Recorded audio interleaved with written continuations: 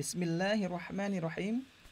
Assalamualaikum warahmatullahi wabarakatuh.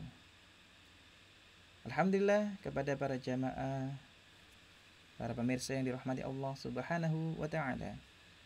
Di sesi kedua ini kita akan membedah buku Panduan Praktisi Ruqyah Syar'iyyah dengan materi sakit, hikmah sakit, hakikat sakit, dan juga pandangan Islam tentang sakit itu sendiri. Sebelum kita masuk ke dalam materinya, bagi rekan-rekan yang ingin membutuhkan soft copy-nya, silahkan mengisi di kolom komentar alamat email rekan-rekan. Insya Allah kita akan memberikan soft copy secara gratis. Baik, seperti biasa kita akan menampilkan isi dari bukunya, ya. Mengapa kita membahas tentang sakit sebelum ke intinya, yaitu ruqyah syariah? Karena banyak sekali dari teman-teman kita ketika sakit itu menjadikan pemikiran yang begitu pelik, kesengsaraan, kesedihan yang berkepanjangan, dan bahkan mereka yang sakit ini mencari kesembuhan dengan menghalalkan segala cara. Mencari kesembuhan dengan biaya berapapun, siapapun, dan sejauh apapun akan dia lakukan. Mereka tidak memahami bahwasanya sakit itu merupakan salah satu ciptaan dari Allah Subhanahu wa taala. Oleh karena itu, di dalam buku ini kita akan mengupas tentang hakikat sakit itu sendiri. Baik rekan-rekan sekalian, sakit merupakan salah satu dari sunatullah yang tidak bisa dihindari oleh hamba-hambanya. Ada 3 kondisi.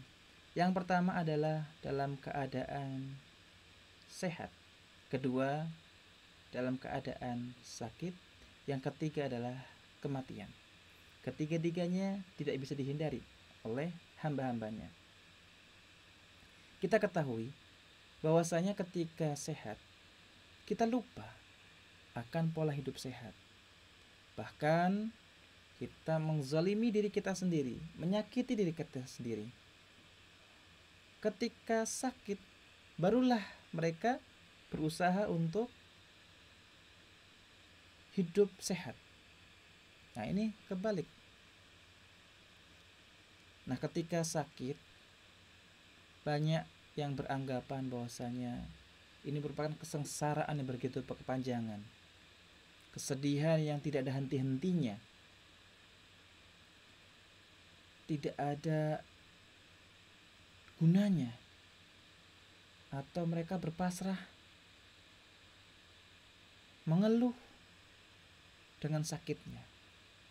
Mereka tidak memahami bahwasanya ada hikmah di balik sakit itu sendiri. Sebagaimana di dalam firman Allah Subhanahu wa taala di Quran surat As-Sadd, ya. A'udzu billahi minasyaitonir rajim. Wa ma khalaqna as-samaa'a wal arda wa ma bainahuma batila. Dzalika dhannul ladzina kafaru. Fawailul lilladzina kafaru minan nar. Dan kami tidak menciptakan langit dan bumi dan apa yang ada di antara keduanya tanpa hikmah. Yang demikian itu adalah anggapan orang-orang kafir. Maka celakalah orang-orang kafir itu karena mereka akan masuk dalam neraka. Jadi rekan-rekan sekalian, bumi, langit, dan di antara keduanya Allah ciptakan ada hikmah di dalamnya. Mulai dari ciptaannya atau problematika di dalamnya. Dan problematika salah satunya adalah sakit. Maka ketika ada sakit di situ, maka ada hikmah di situ. Ya. Kita bisa lihat juga di dalam sabda Rasulullah sallallahu alaihi wasallam, ya. Dan sesungguhnya bila Allah Subhanahu wa taala mencintai suatu kaum, maka dicobanya dengan berbagai cobaan. Siapa yang ikhlas menerimanya, yang ridho menerimanya, maka dia akan memperoleh keridhaan Allah Subhanahu wa taala. Dan barang siapa yang tidak ikhlas, tidak ridho, apa yang dia peroleh, maka dia akan memperoleh kemurkaan Allah Subhanahu wa taala. Hikmah sakit. Yang pertama, bisa menjadi peringatan dari Allah Subhanahu wa taala. Mungkin kita melakukan dosa yang begitu besar, melakukan kezaliman-kezaliman, maka dengan sakit inilah Allah menginginkan supaya tidak melakukan perbuatan itu. Dan banyak yang beranggapan bahwasanya ada beberapa sakit yang tidak ada obatnya. Mereka tidak yakin di dalam firman Allah melalui hadis yang diriwayatkan oleh Abu Hurairah radhiyallahu anhu dari Nabi Muhammad sallallahu alaihi wasallam bersabda, "Ma anzalallahu da'an illa anzalalahu shifa." Allah tidak menurunkan sakit kecuali juga menurunkan obatnya. Hadis riwayat Bukhari nomor 5678. Hikmah yang kedua, dengan adanya sakit, maka janji Allah menghapuskan dosa-dosanya ketika ia bersabar dan berikhtiar. Jadi ketika kita sakit, ketika kita ikhlas dan bersabar, tertimpa sebuah sakit, la ba'sa, tahurun, insya Allah. Tidak mengapa sakit yang kuderita ini, sehingga dihapuskan dosa-dosa di masa silamnya. Sebagaimana diriwayatkan dari Imam Muslim, tidaklah seorang muslim tertimpa derita dari penyakit atau perkara lain kecuali Allah Subhanahu wa taala hapuskan dengannya dari sakit tersebut kejelekan-kejelekan, dosa-dosanya, sebagaimana pohon menggugurkan daunnya. Hikmah berikutnya, Allah akan menaikkan derajatnya atas kemuliaannya. Sebagaimana diriwayatkan dari Al-Bukhari, tidak ada yang menimpa seorang muslim kepenatan, sakit yang berkesinambungan, kebimbangan, kesedihan, penderitaan, kesusahan, sampai duri pun yang ia tertusuk karenanya, kecuali dengan itu Allah menghapuskan dosa-dosanya. Ya, itu banyak sekali tentang kandungan-kandungan Al-Quran mengenai hikmah sakit. Dan Allah berjanji di dalam kalamullahnya bahwasanya Al-Quran itu menjadi petunjuk dan rahmat, sebagaimana dalam Quran Al-Isra 82. A'udzu billahi minasyaitonir rajim. Wa nunazzilu minal Qur'ani ma huwa shifaa'un wa rahmatun lil mu'minin wa la yazidudz zalimina illa khasara. Dan kami turunkan dari Al-Quran sesuatu yang menjadi penawar dan rahmat bagi orang-orang yang beriman, dan Al-Quran itu tidaklah menambah kepada orang-orang yang zalim selain kerugian. Jadi rekan-rekan sekalian, Al-Quran bekerja maksimal, powerful, ketika seorang hamba tersebut yakin adanya kandungan di dalam Al-Quran, beriman kepada Allah Azza wa Jal, dan juga sunnah-sunnahnya, perintah-perintahnya, melalui yang dicontohkan oleh baginda Rasulullah Sallallahu Alaihi Wasallam. Itu merupakan melalui ayat-ayat qauliyah yang kita jumpai di kalamullah, atau di sini adalah Al-Quran. Sedangkan di dalam ayat-ayat kauniyah, atau yang kita sering jumpa di fenomena sekitar kita, ya, a'udzubillahi minasyaitonir rajim, ثم كلي من كل الثمرات فاسلكي سبل ربك ذللا يخرج من بطونها شراب مختلف ألوانه فيه شفاء للناس إن في ذلك لآية لقوم يتفكرون. Kemudian makanlah dari tiap-tiap macam buah-buahan dan tempuhlah jalan Tuhanmu yang telah dimudahkan bagimu. Dari perut lebah itu keluar minuman madu yang bermacam-macam warnanya. Di dalamnya terdapat obat yang menyembuhkan bagi manusia. Sesungguhnya pada yang demikian itu benar-benar terdapat tanda kebesaran Tuhan bagi orang-orang yang memikirkan. Quran Surat An-Nahl 69. Jadi rekan-rekan sekalian, Allah memberikan jalan kesembuhan melalui apa yang ada di muka bumi ini. Dengan buah-buahan, mengkonsumsi buah-buahan dan juga madu. Ya. Dan juga madu. Yang berikutnya rekan-rekan sekalian, ya. Di dalam sabda baginda Rasulullah sallallahu alaihi wasallam,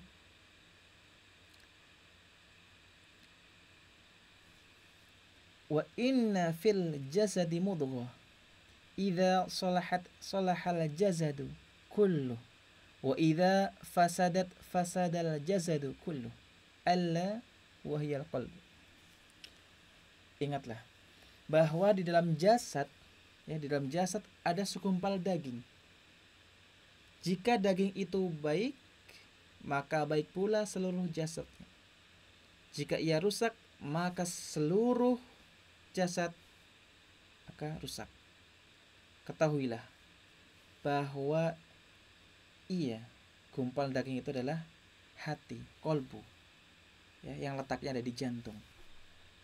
Salah satu contoh misalkan rekan sekalian, ketika kolbu ini rusak dalam artian kotor, hati ini yang jauh dari Allah, hati ini jauh dari ketenangan, hati ini yang gundah gelisah ketika ada permasalahan, ya, ketika hati ini tersakiti, akan mentransfer di otak untuk memerintahkan bahwasanya hati ini sakit, maka otak ini memerintahkan seluruh tubuh untuk melakukan apa yang menjadi perintahnya.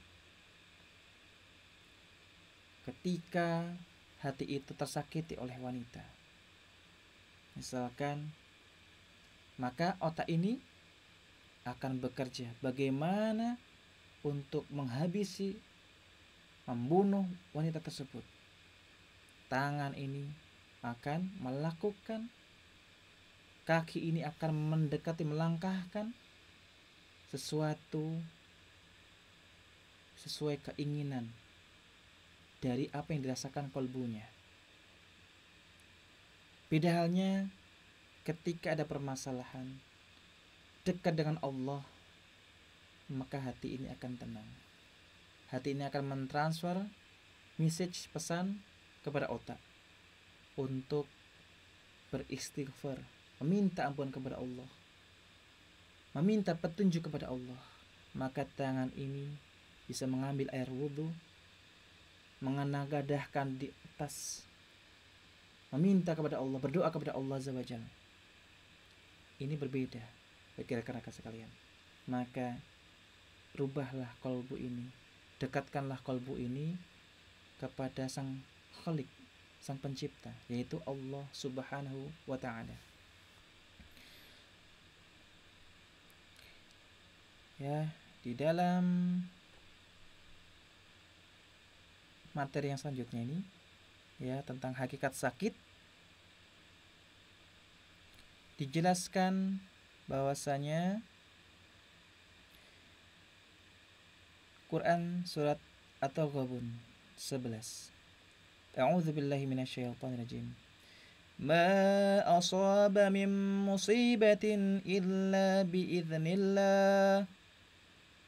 Wa man yu'min billahi yahdi qalbah. Wallahu bikulli syai'in alim.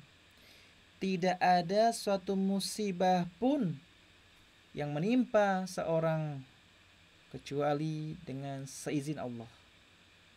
Dan barang siapa yang beriman kepada Allah, niscaya dia akan memberi petunjuk kepada hatinya. Dan Allah Maha mengetahui segala sesuatu. Yang berikutnya, di dalam firman Allah Ta'ala yang lain. A'udzubillahi minasyaitonirrajim. Kullu nafsin dha'iqatul maut wa nabluukum bisyarri wal khairi fitnah wa ilaina turja'un.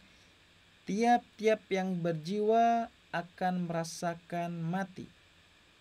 Kami akan menguji kamu dengan keburukan dan kebaikan sebagai cobaan yang sebenar-benarnya.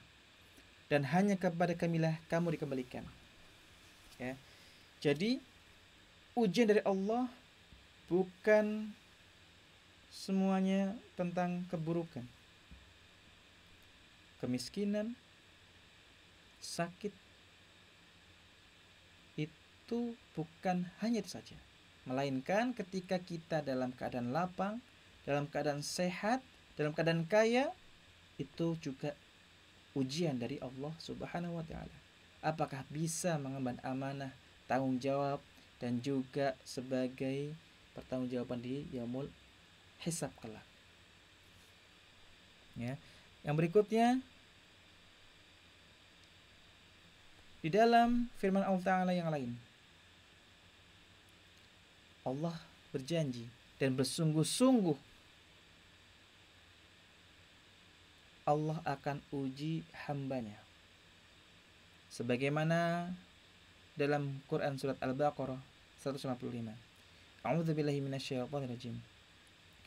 وَلَنَبْلُوَنَّكُمْ بِشَيْءٍ مِّنَ الْخَوْفِ وَالْجُوعِ وَنَقْصٍ مِّنَ الْأَمْوَالِ وَالْأَنفُسِ وَالثَّمَرَاتِ وَبَشِّرِ الصَّابِرِينَ. Dan sungguh akan kami berikan cobaan kepadamu dengan sedikit ketakutan, kelaparan, kekurangan harta, jiwa, dan buah-buahan. Dan berikanlah berita gembira kepada orang-orang yang bersabar. Ya. Hikmah sakit yang lain lanjutannya adalah sakit menjadikan kebaikan bagi seorang muslim jika ia bersabar. Sakit menghapuskan dosa-dosa, ya. Di dalam firman Allah Ta'ala Quran surat Asy-Syura 30. A'udzubillahi minasyaitonirrajim. Wa ma asabakum min musibatin fabima kasabat aydikum wa ya'fu 'an katsir. Dan apa saja musibah yang menimpa kamu, maka adalah disebabkan oleh perbuatan tanganmu sendiri. Dan Allah memaafkan sebagian besar dari kesalahan-kesalahanmu. Sakit akan membawa keselamatan dari api neraka. Sebagaimana dalam hadis riwayat Muslim, salah satu contohnya adalah penyakit demam. Di dalamnya, janganlah kamu mencaci maki penyakit demam, karena sesungguhnya dengan penyakit itu Allah akan menghapuskan dosa-dosa anak Adam sebagaimana tungku api menghilangkan kotoran-kotoran besi. Jadi ketika kita, keluarga kita, anak kita sakit demam, Allah sedang membersihkan dosa-dosanya. Bagi sakit juga mengingatkan hamba Allah atas kelalaiannya, sebagaimana di slide yang sebelumnya, sebagai pengingat ulang. Ya. Cobaan dan penyakit merupakan tanda kecintaan Allah terhadap hambanya. Di antara tujuan sakit pula adalah jalan menuju kematian. Ya. Imam Ibnu Jauzi berkata, sakit adalah musibah dan istighfar adalah obatnya. Dan seseorang dikatakan sembuh jika ia tidak mengulangi dosa tersebut atau taubatan nasuha. Banyak sekali rekan-rekan sekalian, ketika orang sakit, ya, mereka berkunjung untuk diruqyah. Tetapi setelah diruqyah, pola hidupnya seperti sedia kala, melakukan kembali dosa-dosanya. Maka ini dikatakan belum sembuh. Ya. Baik, itu materi yang kedua. Ya, materi yang ketiga kita akan membahas konsep kesembuhan.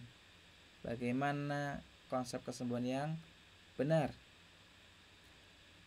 Bagi rekan-rekan sekalian, jika ada pertanyaan ataupun butuh soft copy-nya, ya, kami ingatkan kembali, silahkan isi alamat email di komentar ini dan sebarkan sebanyak-banyaknya kepada teman-teman, kerabat, sanak saudara sebagai amal jariah kami dan juga rekan-rekan sekalian. Akhir kalam, wassalamualaikum warahmatullahi wabarakatuh.